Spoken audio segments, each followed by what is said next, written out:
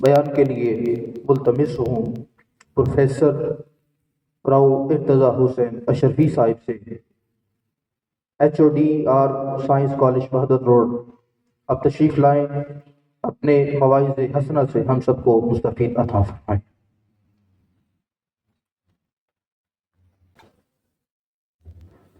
نحمده ونصلي ونسلم على رسوله الكريم،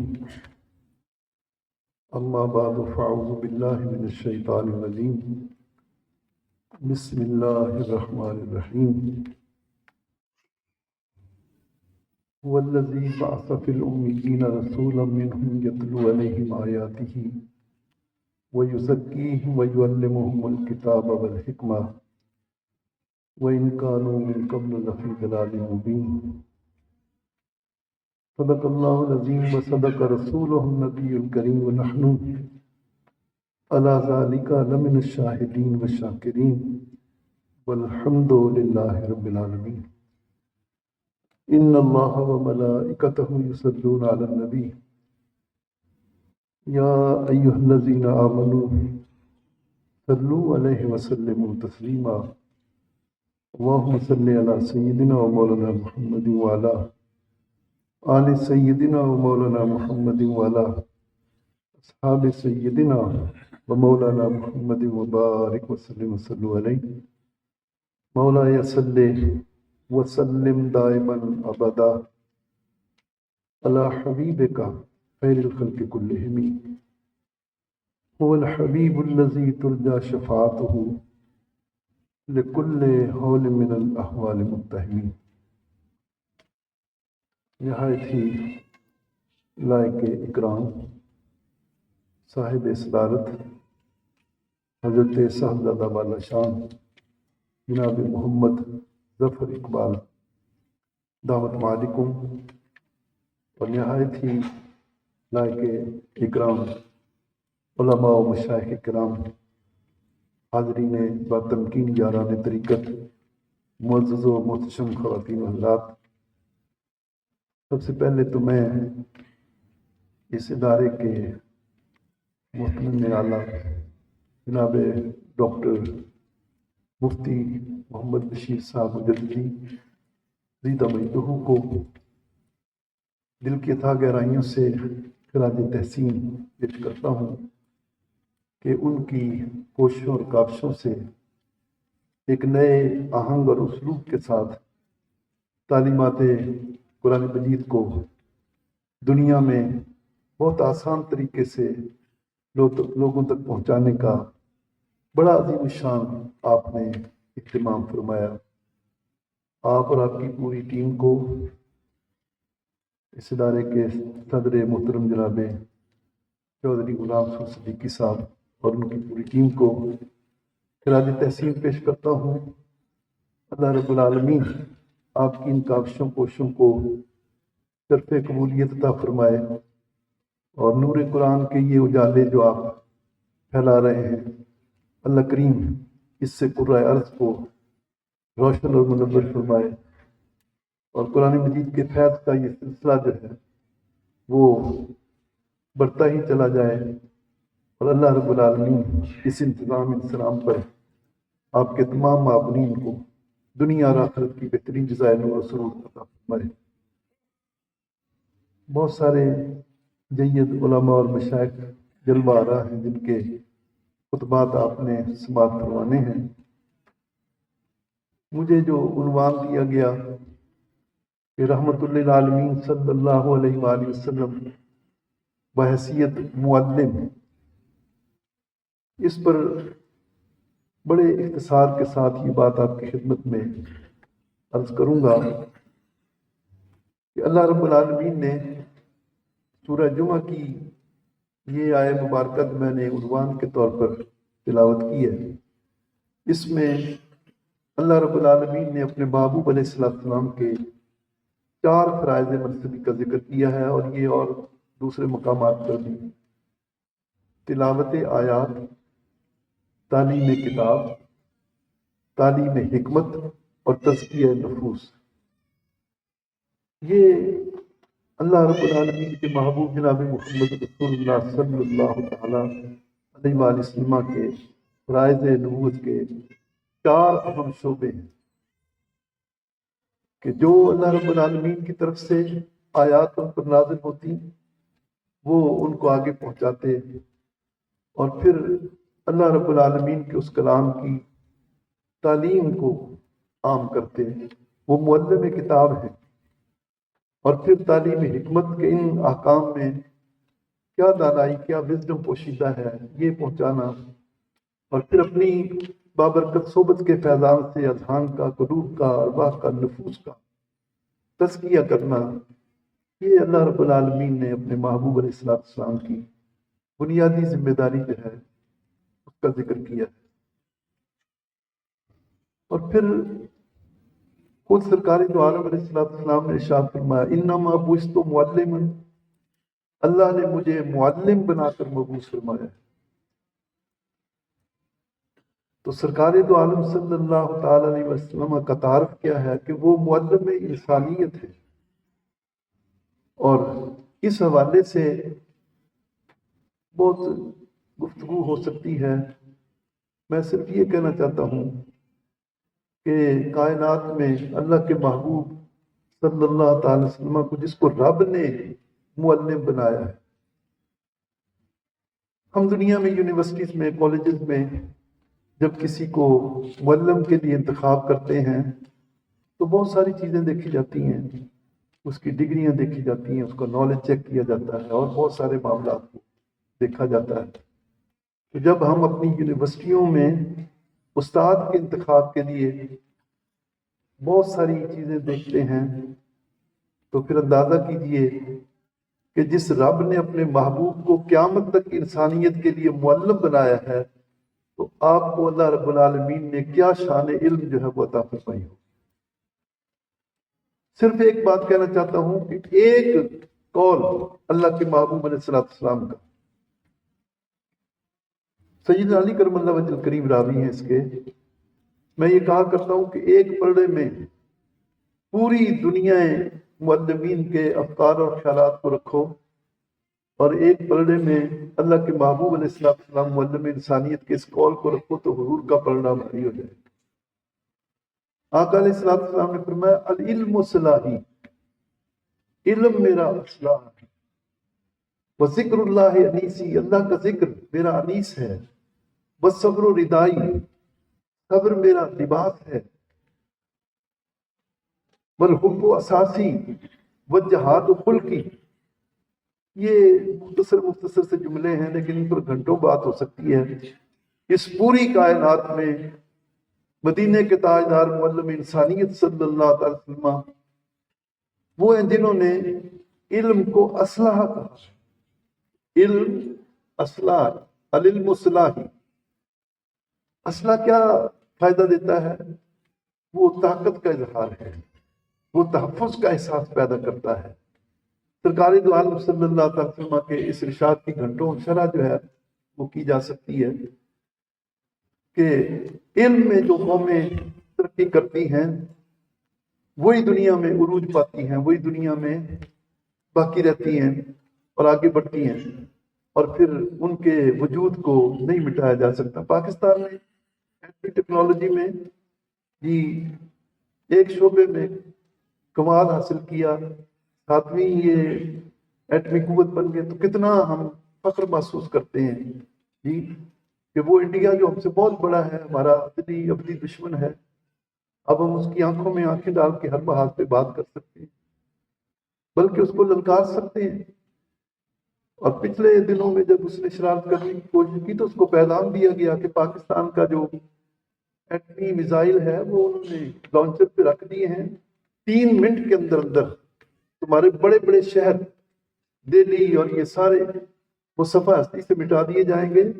اب یہ 65 والا پاکستان نہیں ہے، اب یہ ایٹمی پاکستان ہے۔ تو فوجیں اس کو بارڈر سے پیچھے لے جانا پڑی۔ تو علم طاقت ہے، قوت ہے، اور وہ تحفظ کا احساس جو ہے وہ انسان کے اندر پیدا کرتا ہے۔ اللہ کے محبوب جناب محمد رسول اللہ صلی اللہ تعالی وسلم کی شان علم کے حوالے سے صرف چند جملوں میں بات کر کے میں اجازت چاہوں گا.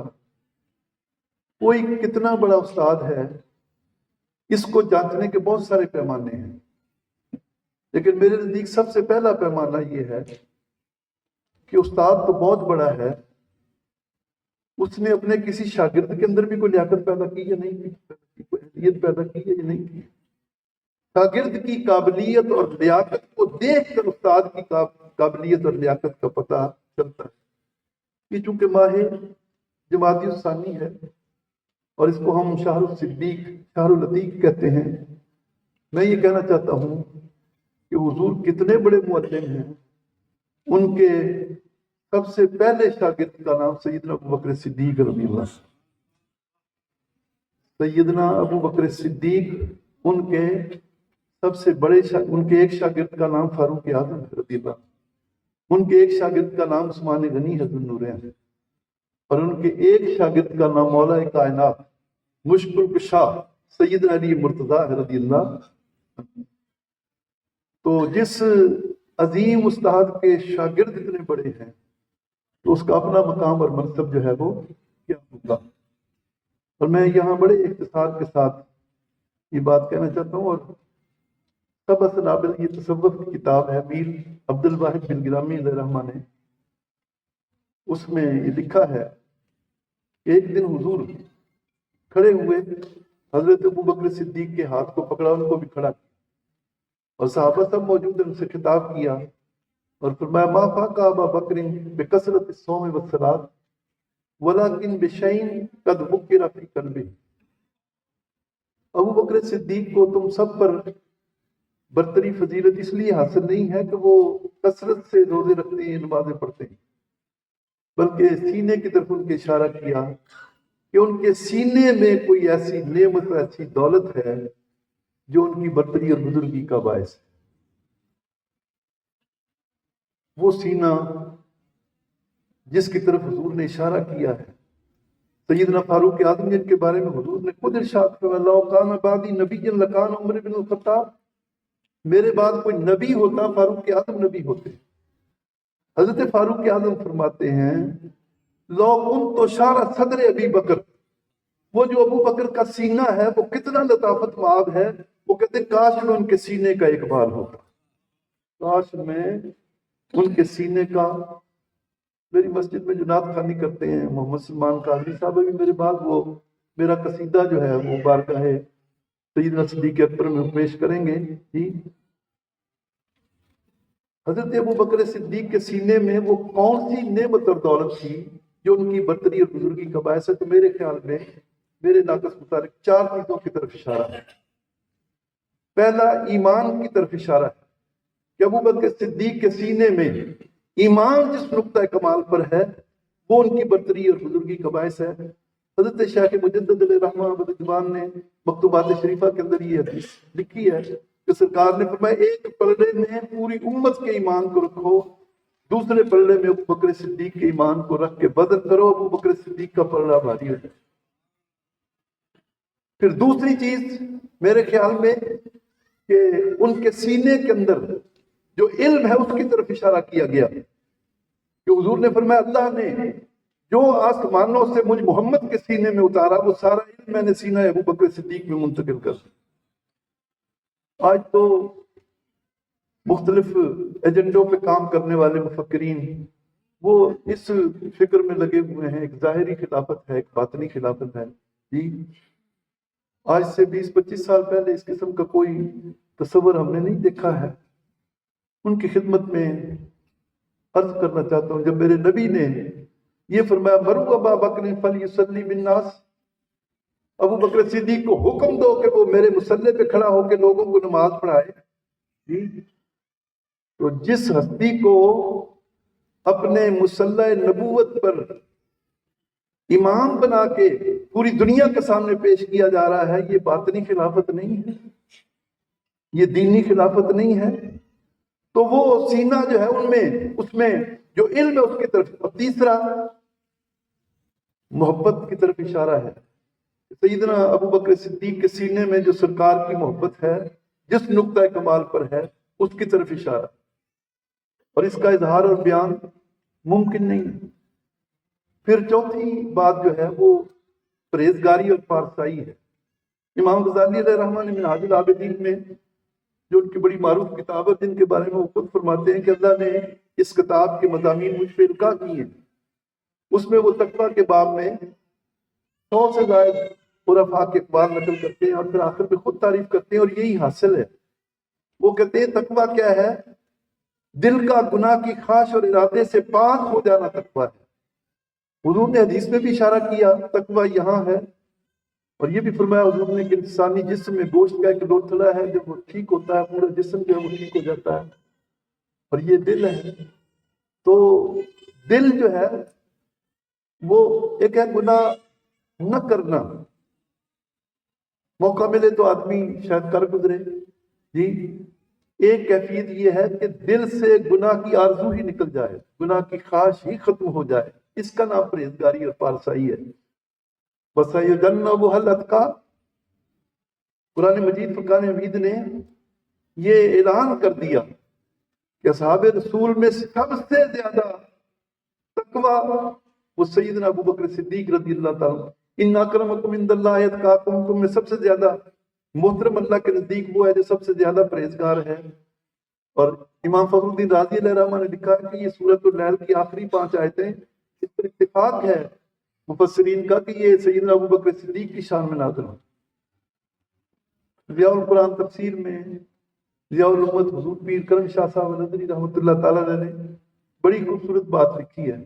وہ فرماتے ہیں کہ حضرت سیدنا ابو بکر صدیق اقلیم تقویٰ و پارسائی کے بھی تاجدار جی، اس شعبے میں بھی ان کا کوئی مثل اور ان کی کوئی مثال جو ہے وہ نہیں ہے۔ تو سرکار سیدنا ابو بکر صدیق رضی اللہ تعالیٰ عنہ نے پرہیزگاری اور پارسائی اس کا ذکر ہوا۔ پھر جب اسلام لائے ہیں آپ کو معلوم ہے میر عبد الواحد دلگرامی نے یہ لکھا ہے کہ 80,000 درہم کے آپ مالک، کتنے؟ 80,000۔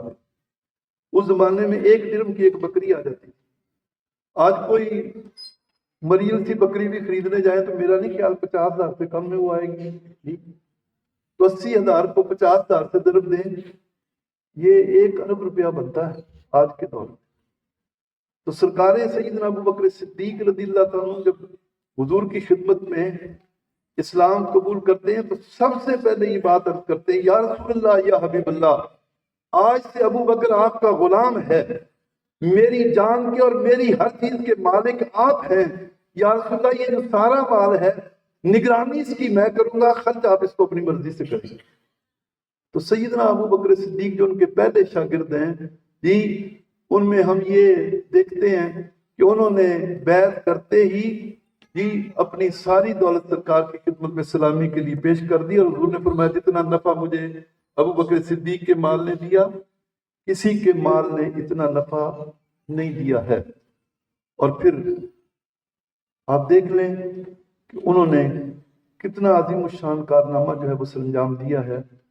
ان کے کارناموں کا بیان نہیں ہو سکتا ہے، لیکن قرآن مجید فرقان حمید کے حوالے سے بھی جی قرآن مجید کو سب سے پہلے جمع کر کے مصحف الامام کی صورت میں انہوں نے دنیا کے سامنے پیش کیا ہے۔